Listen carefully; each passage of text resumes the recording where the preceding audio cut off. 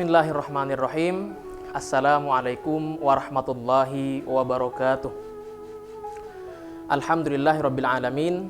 Alhamdulillahilladzi akrama man ittaqa bi mahabbati wa au'ada man khalafahu bi ghadabihi wa 'adzabihi. Asyhadu an la ilaha illallah wa asyhadu anna sayyidana Muhammadan abduhu wa rasuluh la nabiyya ba'dah.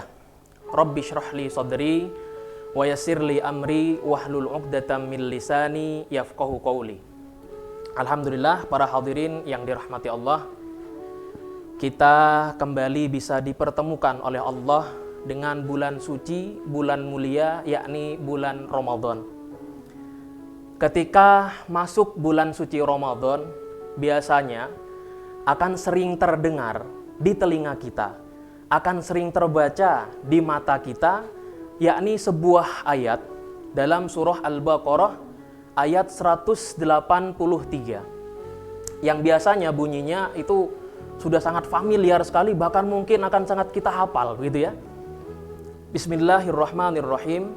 Ya ayyuhalladzina amanu kutiba alaikumusyamu kama kutiba alal ladzina min qablikum la'allakum tattaqun. Hai orang-orang yang beriman, diwajibkan atas kalian semua berpuasa sebagaimana orang-orang sebelum kalian agar kalian bertakwa. Ayat ini sudah sangat familiar, ayat ini sering kita dengar. Namun sering memunculkan pertanyaan. Pertanyaannya adalah, siapa kira-kira umat terdahulu yang juga diwajibkan berpuasa? Nah, kalau kita buka dalam kitab-kitab tafsir, contohnya Rawa'iul Bayan fi Tafsiri Ayatil Ahkam, kita akan melihat Syekh Ali As-Sabuni, ya, beliau juga mengutip dari At-Tabari. Beliau mengatakan bahwasanya kutiba 'alan nasara, diwajibkan pula di zaman dahulu bagi umat-umat Nasrani berpuasa di bulan Ramadan. Ini yang pertama. Lalu yang kedua adalah puasanya Nabi Daud alaihissalam. Sebagaimana sabda Rasulullah sallallahu alaihi wasallam, ahabbus sholati 'indallahi sholatu Daud wa ahabbus siyami 'indallah siyamu Daud. Yang artinya sebaik-baik yang dicintai oleh Allah terkait sholat itu adalah sholatnya Nabi Daud. Lalu terkait masalah puasa, yang paling dicintai oleh Allah adalah puasanya Nabi Daud.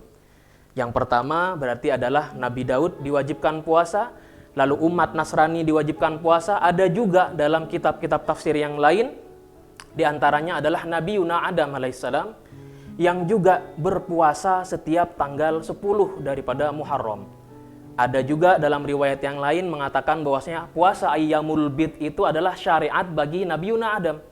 Nah, ketika dikatakan dalam Al-Quran kutiba 'alal ladzina min kama kutiba 'alal ladzina min qablikum, sebagaimana diwajibkan atas orang-orang sebelum kamu, maka dalam hal ini kita lihat bagaimana sebenarnya syariat puasa bagi umat terdahulu.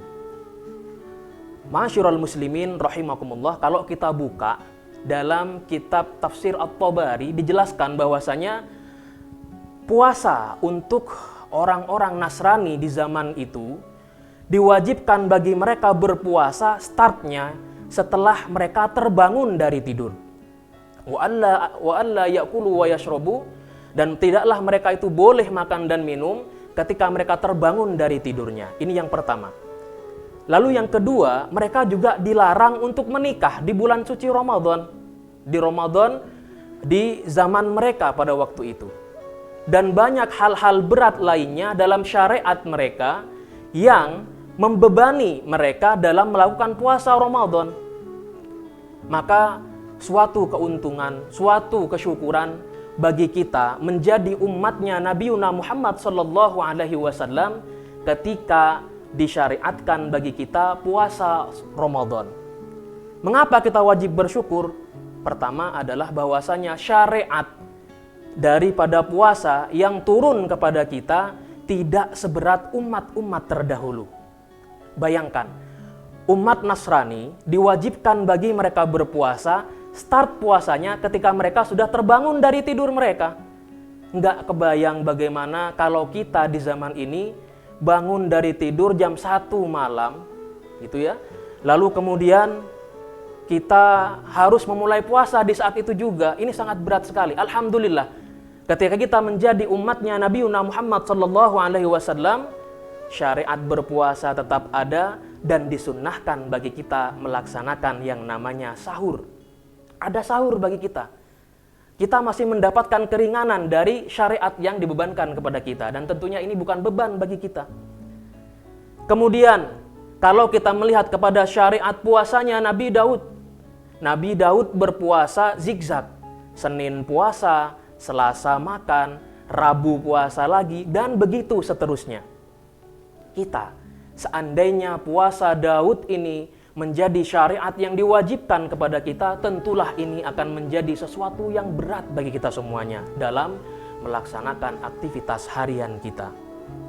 Ma'asyiral muslimin rahimakumullah, maka melalui pembelajaran terhadap tafsir tentang bagaimana puasanya umat-umat terdahulu ini bisa menjadikan cerminan bagi kita bahwasanya kita menjadi umat Nabi Muhammad SAW, wajib bagi kita untuk mensyukuri semua anugerah ini. Bagi kita wajib sholat, tapi dengannya ada dispensasi-dispensasi.